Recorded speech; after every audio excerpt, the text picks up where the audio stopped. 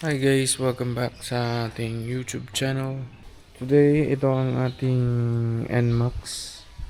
Share ko lang sa inyo yung experience natin sa pagkakaroon natin ng top box. So ito yung ating top box, which is RXR na 45 liters.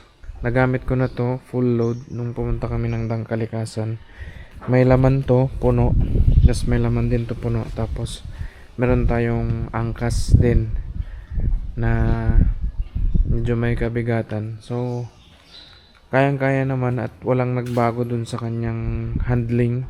Ang nagbago lang guys is yung pag maraming karga tong box ninyo, yung buga ng ilaw niya, mas mataas, tataas siya kasi parang bibigat dito. Mag-a-adjust yung suspension, tataas ng konti pag mabigat yung laman ng top box saka may angkas kayo. So far mas maganda yung top box na punuan yung laman nito. Maganda yung bigat, weight distribution.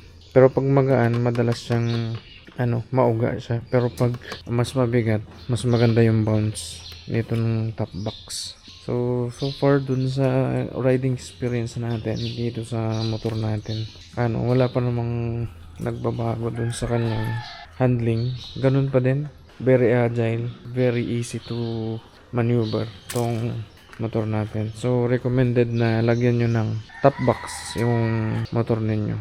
Ang gamit kong nga pala is Sec Rambo, which is nabanggit ko na rin sa last video natin. Kung gusto nyong maglagay ng top box sa motor ninyo is walang problema, walang magbabago dun sa handling ng NMAX B3 natin. So yun guys, see you again on the next video pag meron tayong pwedeng ma-share ulit sa inyo. Thank you for watching guys. See you guys on the next video. Peace.